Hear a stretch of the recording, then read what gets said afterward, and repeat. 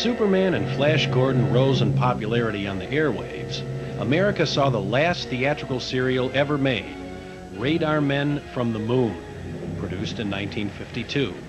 It starred George Wallace as superhero Commando Cody. There's a bunch of rocks ahead that'll give us some shelter. He's heading for some rocks. We'll have to stop.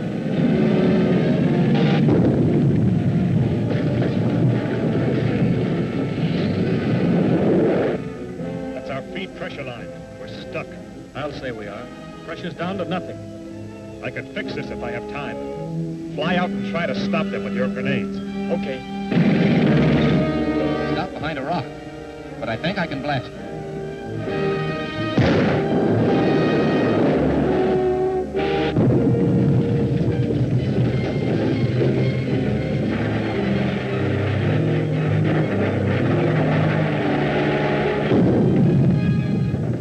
What was that?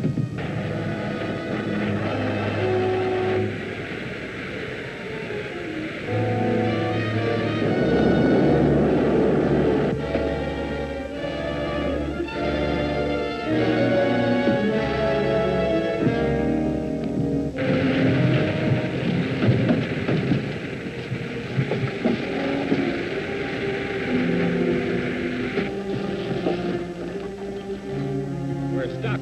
So's the other car. Let's go after him with our ray pistols.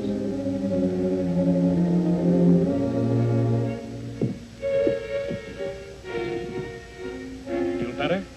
Yes. Did you stop them? For a little while, but I don't know for how long. You better go out and see what's happening while I try to fix that feed pressure line. Okay.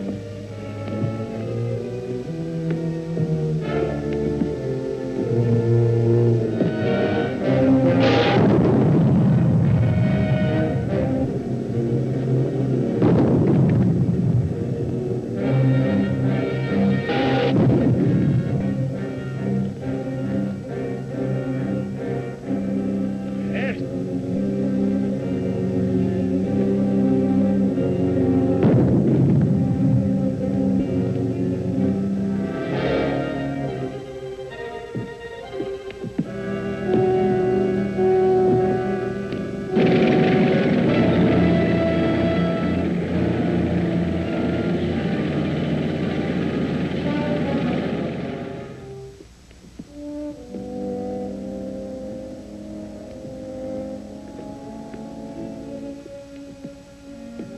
Get Hank and put this aboard. Get set for takeoff as fast as you can. I'll ditch this car. Right.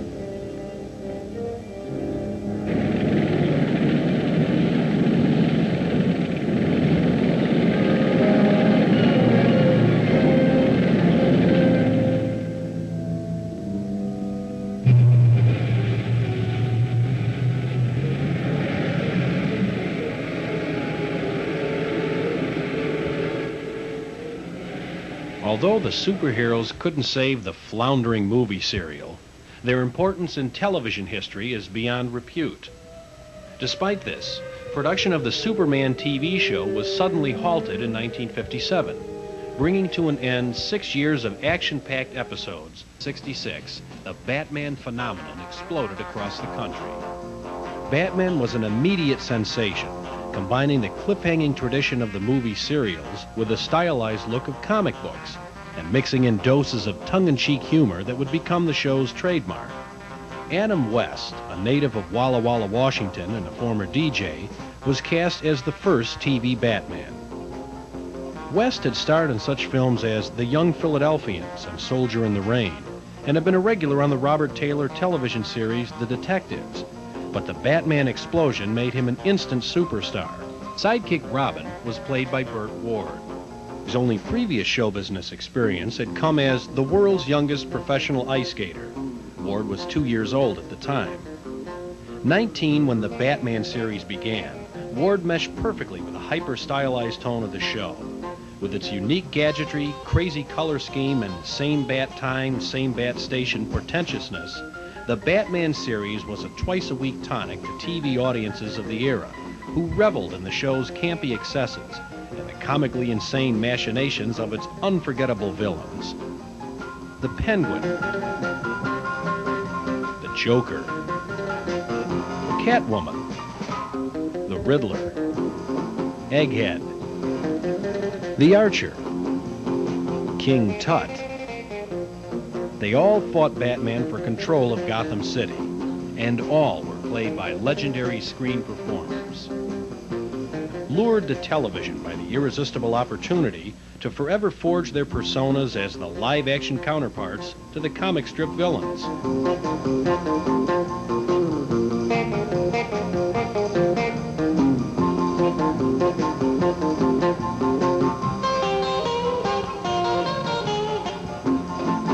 Celebrities in Hollywood would actually compete with each other to make guest appearances on Batman, in which they'd pop out of a window as the dynamic duo scaled a tall building.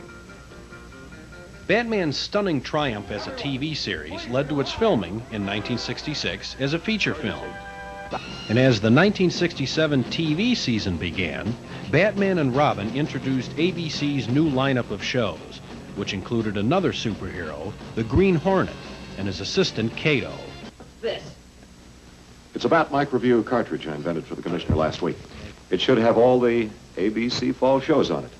Let's check it against the schedule. I'll just slip this cartridge into this special set and see if it's been tampered with. Ordinarily, Robin, your Aunt Harriet and I don't permit you to watch television until after you've done your homework and caught your criminals. But I'm afraid we'll have to make an exception. Well, Robin, Monday and Tuesdays seem to be in order. Holy rainbow. Every single program in color. That's really something. And look, our own daring adventures are on twice a week, just like last season. Careful. Remember, Robin, a boy wonder should be modest. 7:30 will start Friday's buzzing with the Green Hornets. That legendary nemesis of crime with his loyal companion Kato thrilled most of us as kids in one of radio's longest runs. Let's push this aside, Kato, and go through. I'm with you, boss.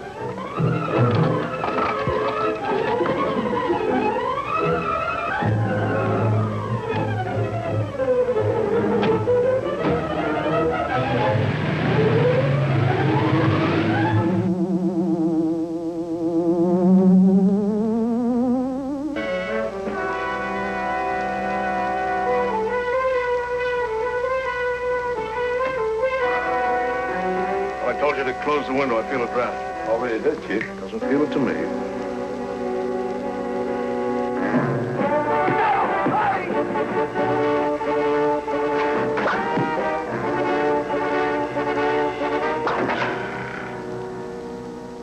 What is all this? No more tricks, Carly. I'm here to talk business. What do you want with me? I have something you might want. For example? A gun that fires accurate and fatal bullets without gun flash or sound.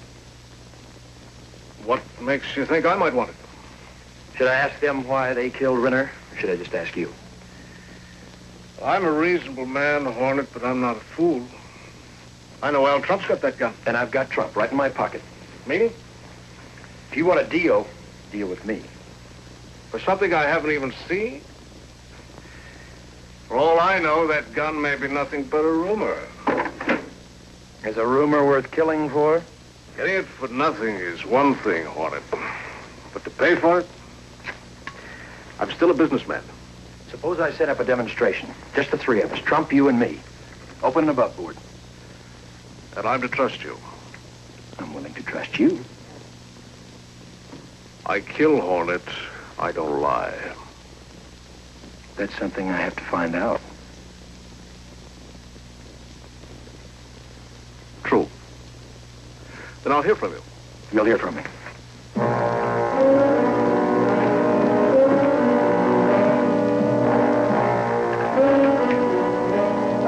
What happened? With bodyguards like you, a man doesn't need enemies.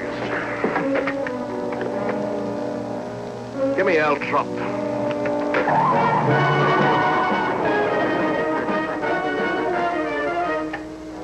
Now listen to me, Trump. I want to do business, but not with the Green Hornet. He'll move us both out. But I've got a way to get around that. Shut up and listen to me. We'll set up the demonstration in one of your layouts. Only the target is going to be the Green Hornet. Still gonna go through with it? I've got no choice. It's the only way we can bring the gun out in the open where we can get our hands on it. You're walking into a trap. You better let me help. Thanks, Frank, but the Green Hornet started this. You'll finish it.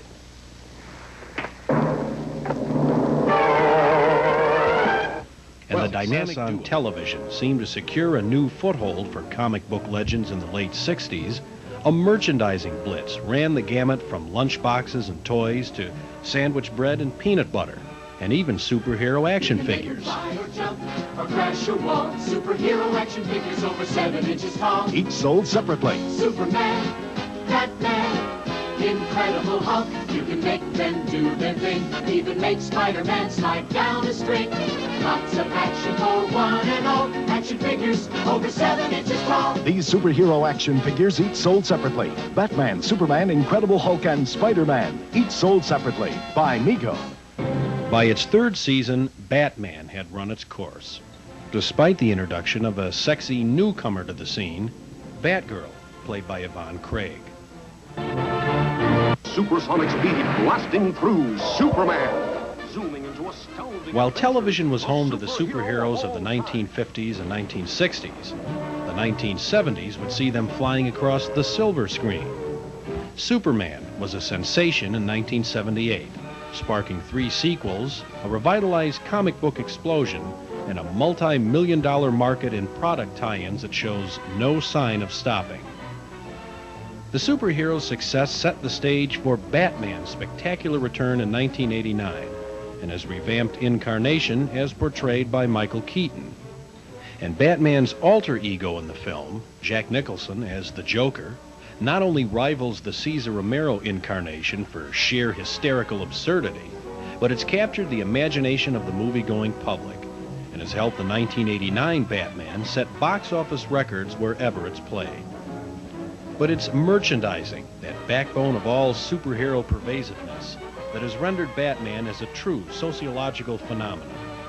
While the film's success is measured in the hundreds of millions of dollars, the Batman tie-ins are computed in the billions, with lots more on the way. And in addition to the toys, clothes, and games, there are the new Batman comics, which investigate the Bruce Wayne psychology for the first time. And the fantastic success of the Keaton-Nicholson Batman has renewed interest in the 1960s incarnation of the Kid, who hadn't even been born when the series originally aired, waited for hours to sit in the famous Batmobile, to shake hands with the stars.